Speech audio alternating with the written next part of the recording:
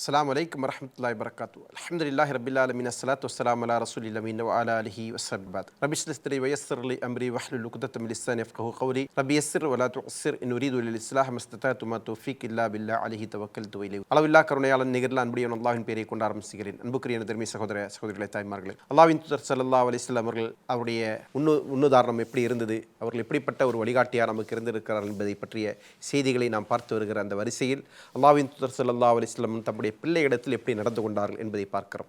ஏனென்றால் கடந்த தொடரில் நாம் நபி ஸல்லல்லாஹு அலைஹி வஸல்லம் அவர்கள் சிறந்த குடும்பத் தலைவனாக, அதாவது கணவனாக இருந்திருக்கிறார் என்ற செய்தியை பார்த்தோம். அதை தொடர்ந்து ஒரு சிறந்த தந்தையாக நபி ஸல்லல்லாஹு அலைஹி வஸல்லம் இருந்தார்கள் என்கிற செய்தியை நாம் பார்க்கிறோம். அல்லாஹ்வின் தூதர் ஸல்லல்லாஹு அலைஹி வஸல்லம் அவர்கள் தம்முடைய பிள்ளைகளுக்கு மிகச்சிறந்த ஒரு தந்தையாக இருந்திருக்கிறார். அவர்கள் வாடுகிற காலத்தில் அவர்களுக்கான எல்லா விதமான தேவைகளையும் புரிந்து நிறைவேற்றக்கூடிய ஒரு தந்தையாக அவர் இருந்திருக்கிறார். அதே நேரத்தில் அந்த பிள்ளைகள் நற்பண்புகளோடு நற்குணத்தோடு வளர்க்கப்பட வேண்டும் என்பதில் மிகுந்த அக்கறை கொண்டவராக இருந்திருக்கிறார். எதை அல்லாஹ்வின் தூதர் ஸல்லல்லாஹு அலைஹி வஸல்லம் அவர்கள் தம்முடைய மனைவியிடத்தில் வெறுத்தார்களோ அது போன்ற விஷயங்கள் தங்களுடைய பிள்ளையிடத்தில் கண்டாலும் அதை அவர்கள் கண்டிக்காமல் இருந்ததில்லை. அதே போன்று அவர்களுக்கு பிள்ளைகளுக்கு வாழ்க்கையில் கிடைக்கக்கூடிய எளிதான விஷயங்களை கொண்டு திருப்திப்பட்டு வாழ வேண்டும், படோடபமான வாழ்க்கையை வாழ வேண்டும் என்று ஆசைப்படக்கூடாது என்கிற உபதேசத்தை நபி ஸல்லல்லாஹு அலைஹி வஸல்லம் அவர்கள் சொல்லியிருக்கிறார்கள். ஒரு முறை ஃபாத்திமா ரலியல்லாஹு அன்ஹா அவர்கள் என்ன செய்றாங்க, தன்னுடைய சிரமங்களை குறித்து முறையிடுகிறார்கள். அல்லாஹ்வின் தூதர் ஸல்லல்லாஹு அலைஹி வஸல்லம் அதை பெரிதாக எடுத்துக்கொள்ளவில்லை. பிறகு அன்னை ஆயிஷா ரலியல்லாஹு இடத்திலே சென்று முறையிட்டு அவர்கள் மூலமாக அதை பரிந்து பேசப்பட வேண்டும் என்று அவர்கள் ஆசைப்பட்டு அவரிடத்தில் முறையிடுகிறார்கள். பிறகு அன்னை ஆயிஷா ரலியல்லாஹு அவர்கள் அல்லாஹ்வின் தூதரிடத்தில் இந்த செய்தியை சொல்கிறார். ஃபாத்திமா ரலியல்லாஹு அவர்கள் வந்தார்கள், வந்துவிட்டு அவர்கள் இது போன்ற தேவைகளை குறித்து முறையிட்டார்கள் என்கிற செய்தியை சொன்னபோது அல்லாஹ்வின் தூதர் ஸல்லல்லாஹு அலைஹி வஸல்லம் அவர்கள் அந்த நேரத்தில் இரவு நேரமாகிறது, அந்த நேரத்தில் அவர்கள் அவருடைய வீட்டிற்கு செல்கிறார்கள். ஃபாத்திமா ரலியல்லாஹு அவருடைய வீட்டிற்கு செல்கிறார்கள்.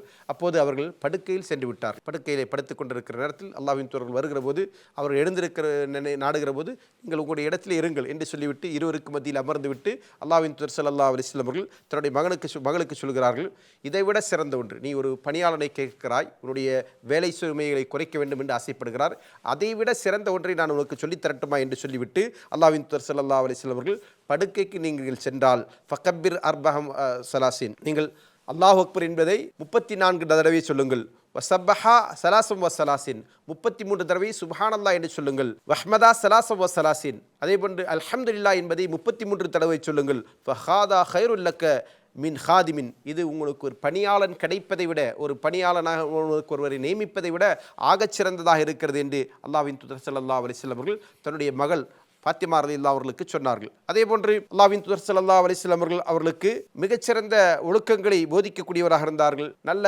பண்புகளை போதிக்கக்கூடியவராக இருந்திருக்கிறார்கள். இரவு எழுந்து நின்று வணங்க வேண்டும், தூக்கத்தை தொலைத்துவிட்டு அல்லாஹ்வை இபாதத் செய்வதில் முழுக வேண்டும். ஒரு முறை அவர்கள் இரவில் வருகிறார்கள், இரண்டுவரும் இரவு தொழுகைக்கு இடவில்லையா என்று கேட்டுவிட்டு அல்லா துசல்லியானி, நீங்கள் இருவரும் தொழவில்லையா என்று நினைச்சாங்க.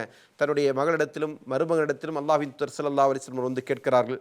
அதே போன்று அவர்கள் ஏதாவது நியாயமான விஷயத்திற்காக வேண்டி கோபப்படுகிற போது அந்த கோபத்தை புரிந்து நடக்கக்கூடியவராக, அது அவர்களுடைய உணர்வு, அது அவர்களுக்கான உரிமை என்று ஏற்றுக்கொள்ளக்கூடியவர்களாக அல்லாஹ்வின் தூதர் ஸல்லல்லாஹு அலைஹி வஸல்லம் இருந்திருக்கிறார்கள். இதன் அடிப்படையில் தன்னுடைய மனைவிக்கும் மகளுக்குமான பிரச்சனை அல்லது மருமகனுக்கும் மகளுக்குமான பிரச்சனை, இவை அனைத்தையும் நபி ஸல்லல்லாஹு அலைஹி வஸல்லம் அவர்கள் மிகச்சிறந்த முறையில் கையாளக்கூடியவராக இருந்திருக்கிறார்.